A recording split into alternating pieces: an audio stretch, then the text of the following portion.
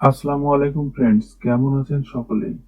তো আজকে আমি আপনাদের সামনে যে বিষয়টা নিয়ে আলোচনা করব সেটা হলো আমরা কিভাবে মোবাইলের ডাটা পিসি থেকে মোবাইলে এবং মোবাইল থেকে পিসিতে আদান প্রদান করব।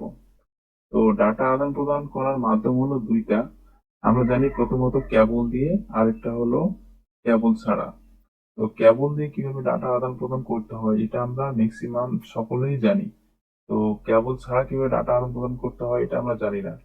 তো এটা করার জন্য আমরা আমাদেরকে সর্বপ্রথম যে কাজটা করতে হবে সেটা হলো একই ওয়াইফাই পিসি এবং মোবাইল দুইটা কানেক্ট করতে হবে। কানেক্ট করার পর আমাদের একটা অ্যাপ প্রয়োজন, যে অ্যাপটা আমরা দেখবো। চলুন আমরা আমাদের মোবাইল স্ক্রিনে যাই। তো মোবাইলের স্ক্রিনে আসার পর আমাদেরকে সর্বপ্রথম আমাদের প্লে স্টোরে আসতে হবে।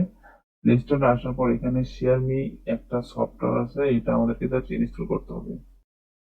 ওপেন করার পর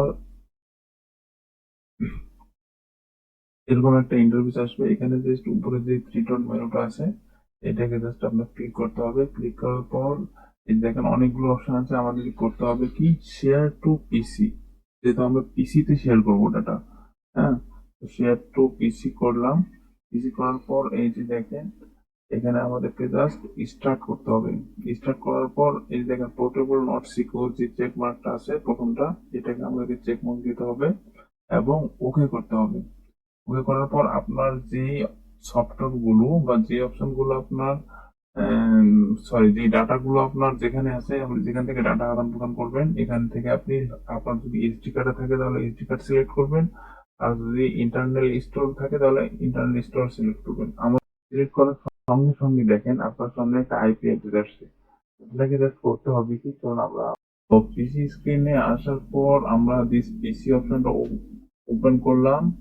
ওপেন করার পর খুব সহজেই আপনারা শুধু দিস পিসি যেখানে লেখা আছে এখানে এটা ক্লিক করে এটা কেটে দিবেন এবং এই যে অ্যাড্রেসটা আছে আইপি অ্যাড্রেসটা এখানে হুবাহু এখানে লিখে দিবেন। লিখে দেওয়ার পর জাস্ট একটা ইন্টার চাপবেন। ইন্টার চাপার সঙ্গে সঙ্গেই দেখেন আপনার সামনে আপনার মোবাইলে যতগুলো ডাটা আছে সকল ডাটা এখানে চলে এসেছে এবং এখান থেকে আপনি খুব সহজেই পিসিতে ডাটা কপি করতে পারবেন এবং থেকে মোবাইলে ডাটা কপি করতে পারবেন, পেস্ট করতে পারবেন। হুম। তো এই হলো প্রসেস। ধন্যবাদ সকলকে।